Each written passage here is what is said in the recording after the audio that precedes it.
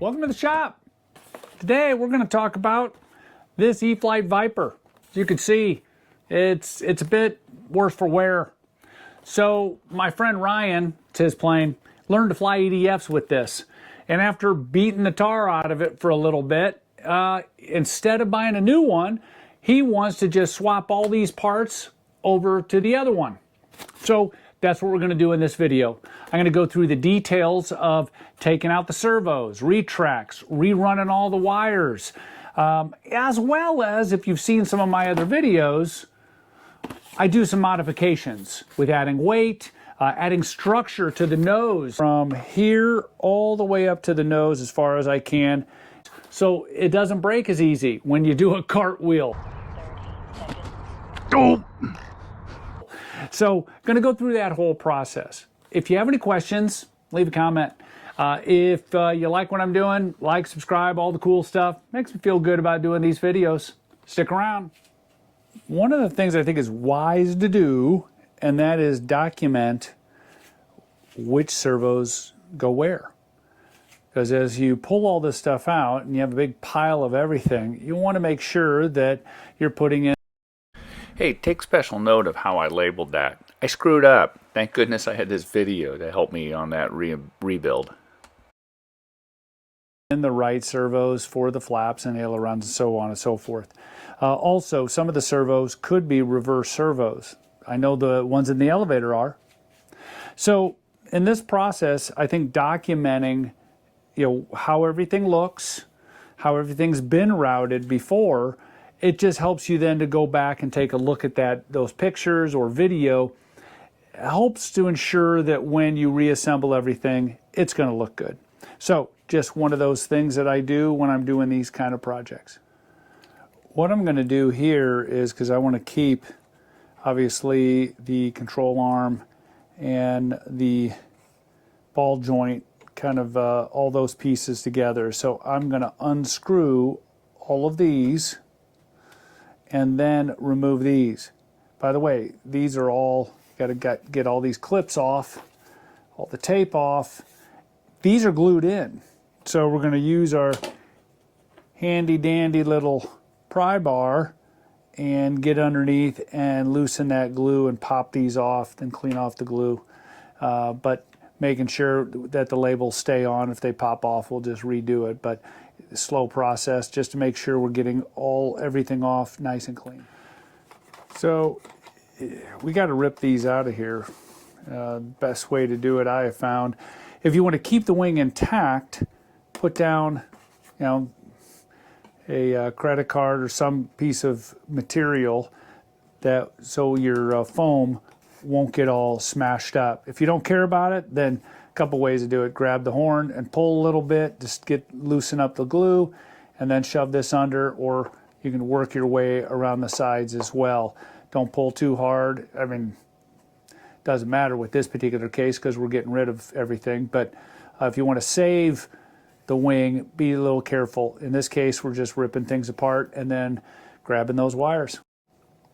I do want you to take a look at this. So there is a little very thin double stick tape, and then all around the edges there is a type of contact cement. It almost feels like foam tack. So when we reapply all these guys, we're going to use the same kind of concept, a quality 3M double stick, the thin stuff, not the thick stuff, the thin stuff. That seems to work best, and then maybe a little foam tack around the edges. Same old stuff, just unscrewing things. So we're going to take the retracts off and basically let all that, what I've been doing is just being careful. I don't want to rip off any connectors or anything. So just being careful with how I'm removing all the pieces and parts. But just a simple process, really. Disconnect, clean them up, and kind of document. I think it is important to kind of document when you're reassembling. This little guy is glued in pretty well, but it just tears out. I think the kit already has another one of these, so we could either keep that. But anyway, just trying to get this guy out of the way, remove him so I can get all of these wires routed out of that.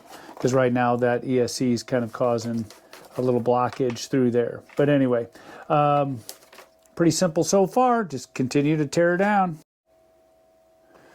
Unscrew that, and now you have access to the EDF. Gonna disconnect those. They all basically, it's interesting when you look at that, and this is important to note, that the red and black, the red doesn't go to red, the black doesn't go to black. So they have the shrink wrap on there, but they had to reverse them to make everything go the right way. Just another reason why you need to document this stuff. So Ryan is going with a silver fuselage and red wings and empennage. Looks very cool. I kind of like what he did there on the paint. Looking forward to reassembling everything. First thing I'm going to do though to the fuselage, and that is, and you've seen me do that on my, one of my videos of the Viper, is these carbon fiber strips. Laying them, I'm going to try to put strip basically from there all as far up as I can go. Obviously can only go about that far. Quick note, I only did the bottom part. That 0.5 by 10 millimeter strip is strong enough just on the bottom. And then what I'm going to do is flip that over and put in strips from here all the way up to the nose as far as I can. And basically the way this is done is slice 10 millimeters down into the foam, work this into it, glue it, and then put these guys in. What that does is when you cartwheel these things or have a little nose up, oh, really misjudged. It doesn't break the nose. This section right here and here gets really, it's quite weak. And if you look at a lot of Vipers that are out there that have been around a while, this whole nose section's sometimes busted in half. So we're trying to prevent that. It worked well on ones I've done in the past, so it should work well here for Ryan's. All right, so got these two slits cut. They go all the way down, and I take a piece of spare or a scrap of that same material and really work it in. I'll say that when you, this area right here is basically, I am through when I made my cuts. I am all the way through. Now this material, once we put it in and sandwich it, it's really going to strengthen this whole area really, really well. So just take your time, make your cuts clean, and make sure that your material is going to sit down in there well. Also, one more thing, when you do a dry fit on like this long section there, that carbon fiber won't want to come out. And you're going to have a hard time pulling that out, and you could damage and mess up the foam. It's a tricky balance on, you are damaging the foam because you need to make a big enough slot for the glue to go in. And I'm going to use my syringe technique to really get it in that gap, and then slather it as best I can all over a sanded piece of carbon fiber. You can see kind of how this is going to fit down in there. So if I push that in there, this is going to fit nice and flush right there. Now I can put this dry fit that piece in there because I have a tag end right here that I can pull out. If that was the whole strip, it would be a little harder to do.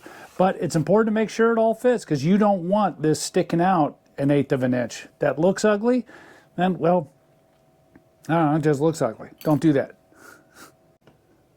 Do yourself a favor when you get prepping your carbon fiber. Rough it up with some sandpaper and then clean it off real well with a little alcohol paper towel so there's nothing on it. I'm going to use foam tack for this because I don't want to melt any of the foam on the edge there. I want it a little cleaner. So I'm going to just apply foam tack into the crack as best I can, and then on this, slide it in, push it in hard. You know, it's not going to want to go in all the way. So get that pushed in, and then maybe follow up with a little more glue, and then clean that up so it doesn't look too bad. Yes, it's going to be visible, but the benefits are pretty significant. Okay, so we've got a 1/2 by 10 millimeter strip all the way to the front on both of those sides. Give a ton of strength for when you have a little bit of a hard landing and or you screw up and you cartwheel the sucker. I just found that it works well. Anyway, those are installed. I use foam tack because I didn't want to eat the foam a little bit. It probably would have been fine. But also, foam tack's a little easier with the syringe to use the very fine point of it and just dig it into that crevice, get a nice amount on there, then smear a bunch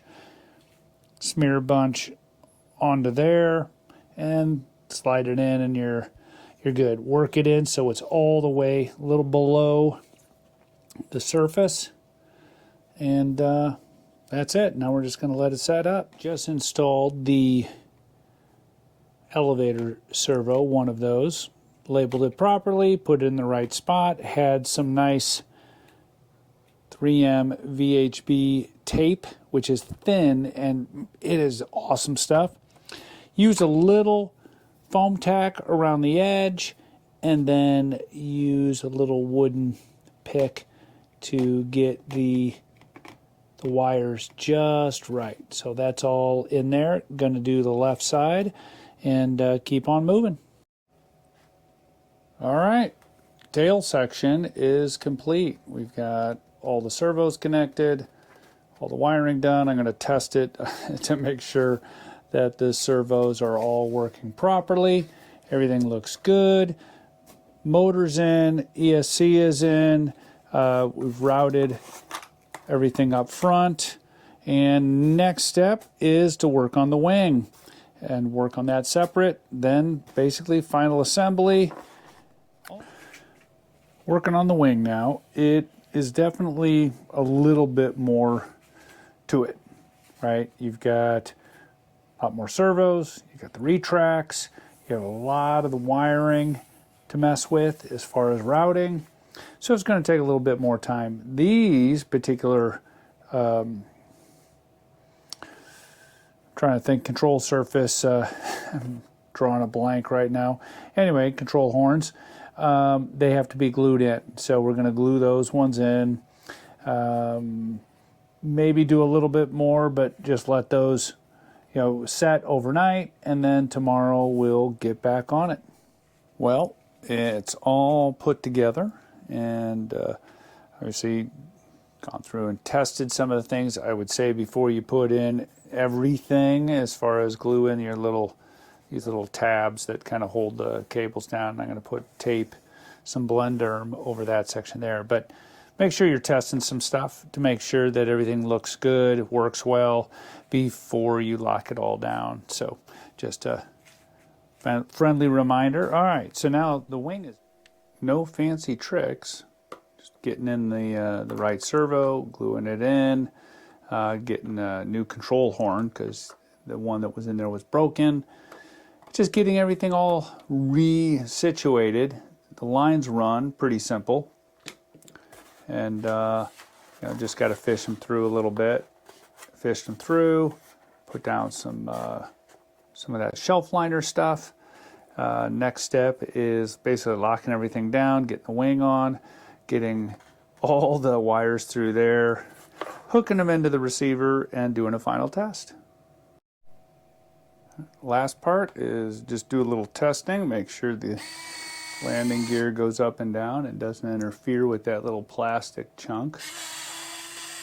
And I had to cut out some foam on the side, reroute the wires a little bit and protect them with a little tape. but I think she's running smooth, good clearance. Well, wings on, those massive amount of spaghetti coming through the wing area, and makes quite a mess. Got to put the receiver back in and then test it all out. But I think we're in a great spot, and Ryan's going to get his plane back before the weekend. So the maiden was pretty uneventful. Took off, trimmed out, landed great. You know, these type of builds are kind of fun to do, and it basically turns a beat up old plane into something special again. Thanks for watching. Have a great day.